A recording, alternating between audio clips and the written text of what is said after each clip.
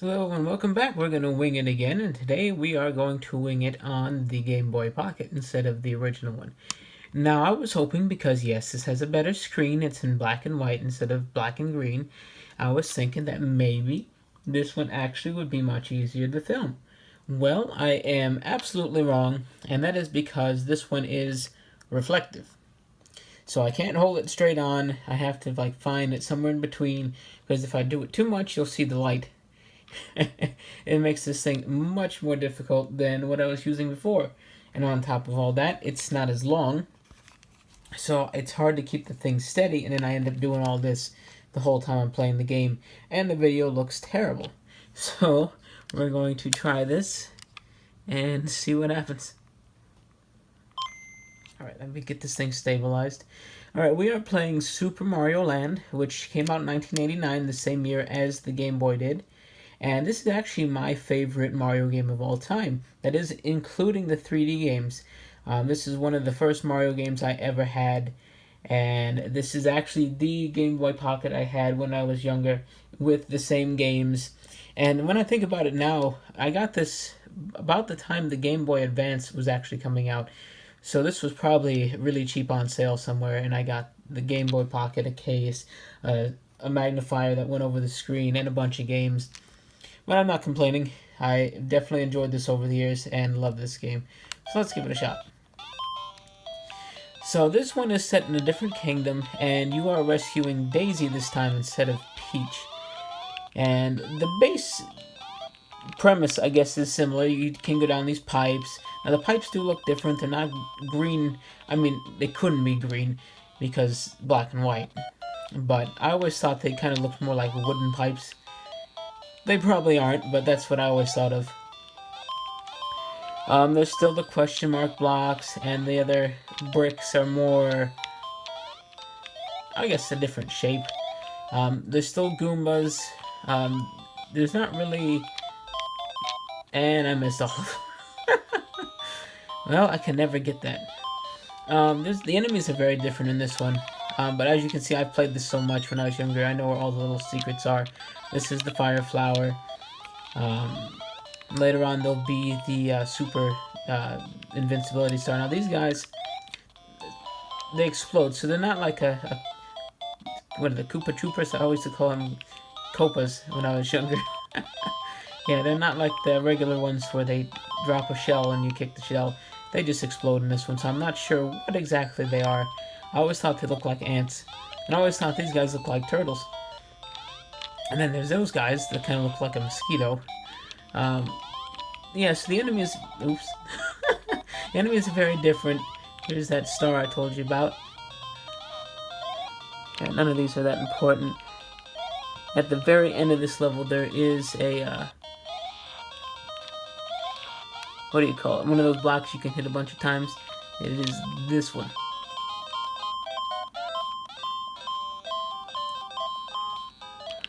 Alright, and since I'm small, I can go down here and collect these. You can also collect them if you have the fire flower. You can send your little fireball through there and it picks up the coins as well.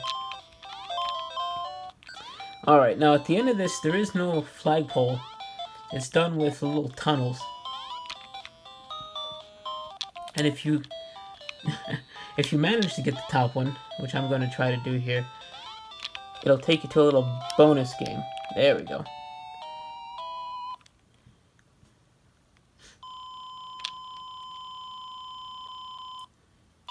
And the bonus game, you can get a fire flower, you can get lives. There, I got 3 up. Alright, second level, there is no underground levels in this game. It takes you now to an above ground level.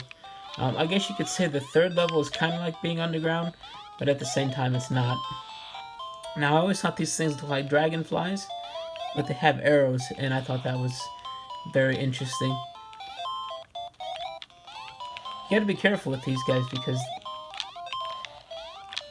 you know, sometimes you forget about their explosion afterwards and then you end up getting killed by it.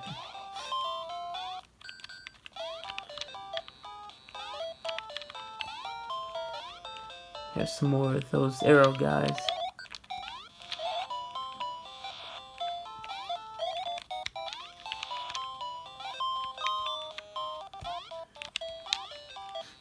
Alright, let's get me a fire flower. I do know these courses very well. I have played all the way through this game before, and I've definitely played the beginning half dozens of times. I definitely missed that one by a long shot. When I was younger, I wasn't terribly great at it. I'm still not terribly great at it. So I only used to make it about halfway through. And then one day I just decided I'm just going to sit down and I'm going to play this and I'm going to finish it. And I actually did it in one shot, which was very surprising to me. That was a couple years back.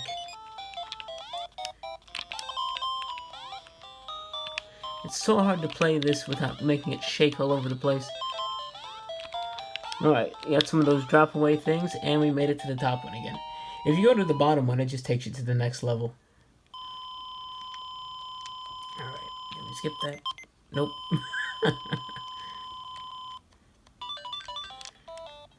And I got the worst one you can get. Alright, now this is like an underground, almost like if you were in a pyramid. And here's a little secret at the beginning of the level. Takes you right on top. Now I always wondered, I'll show you when I get to the end of this little stretch here. I always thought you could jump over that if you were good enough and make it up there. But I have never been able to do it. And trust me, I've tried many times over the years. I gotta kill the little Sphinx guy. And you can't make it up here either, I've tried that too.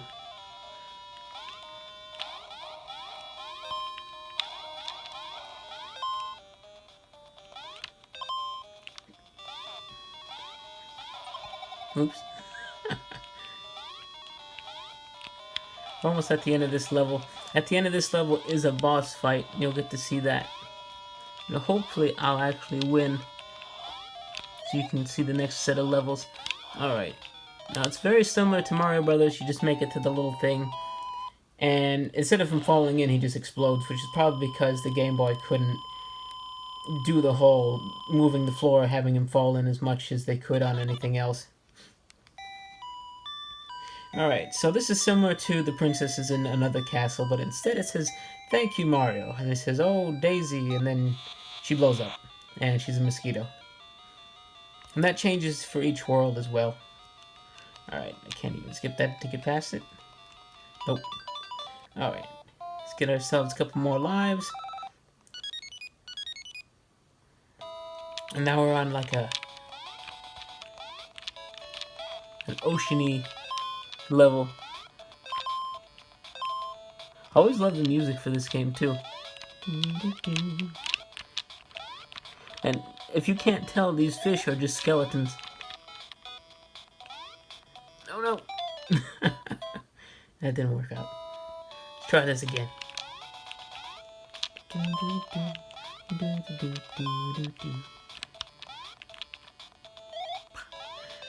That's always fun to do, because you don't even have to jump, you just have to be there. Wow, I can't play this through the camera. Let me see if I can play it over the camera.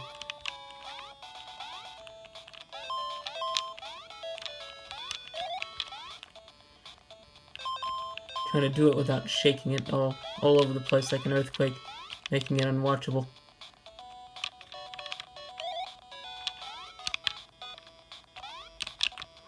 It's nerve-wracking.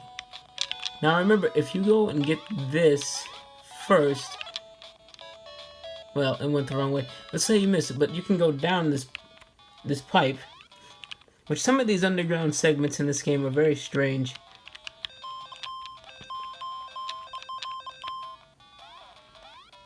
I don't believe there was another mushroom down here. Yes, there was. I was wrong. Let's go get that. And the thing is, I can't go back. But the thing is, when you come back out of here, this one's back. So now I can get the fire flower,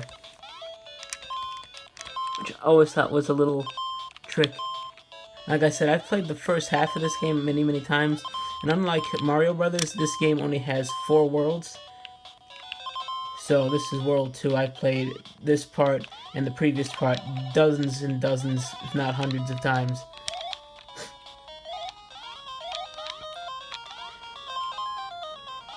Alright.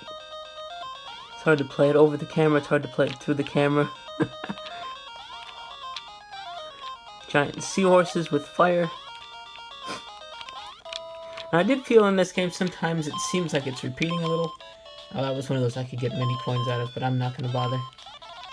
There's another mushroom.